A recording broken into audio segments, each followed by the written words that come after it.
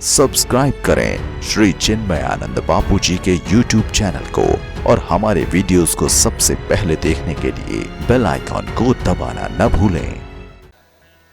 5 kilometre रोज दौड़ता हूं सपने से कुछ होने वाला नहीं है साहब। उद्यमेन हि सिद्ध्यन्ति कार्याणि न मनोरथैः। गुरुकुल में जब बचपन में पढ़ते थे तो यह सिखाया जाता था। वहां तो गुरुकुल में सुबह सुबह 3 बजे गुरुदेव सीधे पानी ही डाल देते थे कि जो बच्चा न उठे सीधे 1 बाल्टी पानी।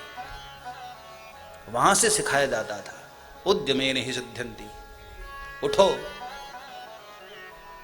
उत्तिष्ठ भारत।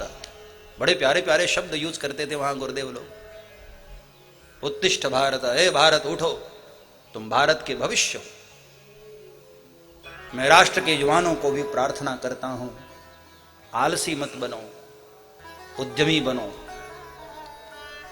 कर्म प्रधान विश्व करी राखा। माना कि भाग्य में तुम्हारे है लेकिन करोगे ही ना तो क्या खाक मिलेगा। एक आदमी भाग्य के भरोसे चलने वाला, उसने जिद कर लिया कि नहीं भाग्य ही बड़ा होता है। एक महात्मा ने कहा बेटे मान जा, कर्म बढ़ाओ। उसने कहा नहीं, मैं भाग्य की बात करता हूं। और दोनों वन चले गए, जंगल चले गए। महात्मा ने कहा कि ठीक है चलो जंगल में चलते हैं, तुम्हारे भाग्य में यदि भोजन होगा तो तुम्हें मिलेगा। बोले अवश्य मिलेगा, जो भाग्य में होगा वो तो मिलता ही है।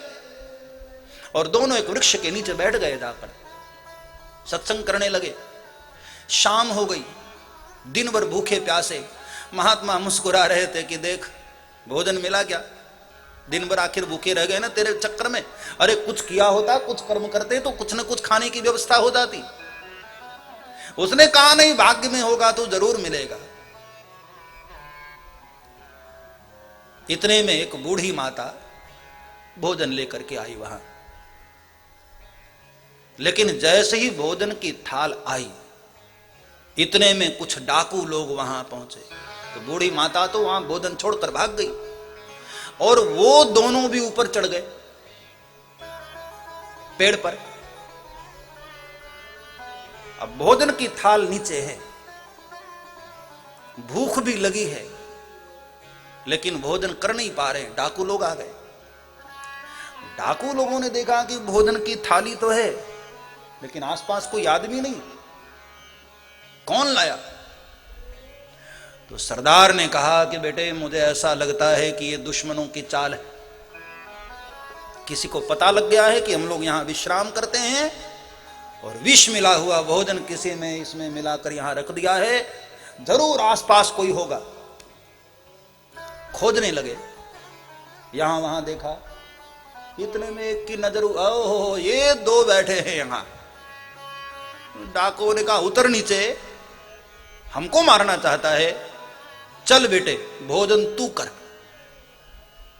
ये सारा भोजन तू खाकर दिखा, मुझे मारने की प्लानिंग से आया था। तो वो लड़का जो कर्म के भरोसे चलने वाला था, भाग्य के भरोसे, बड़ा मुस्कुराने लगा। महात्मा जी को देखकर कहा कि अब देख लो क्या हो रहा है, भाग्य में था मिल गया ना, खाना भी पड़ रहा है। अब तो डाकुओं ने बंदूक की नली सामने रख दी और कहा कि उठाकर इसको खाओ।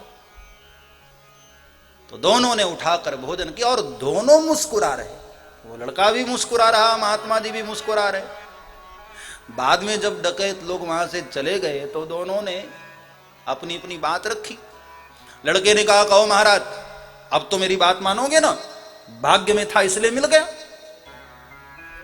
बोले भाग्य में था मिल गया, लेकिन पेट तब भरा जब तूने कर्म किया। मुख में डालकर जब तक चबाया नहीं तब तक तेरी भूख मिटने वाली नहीं थी।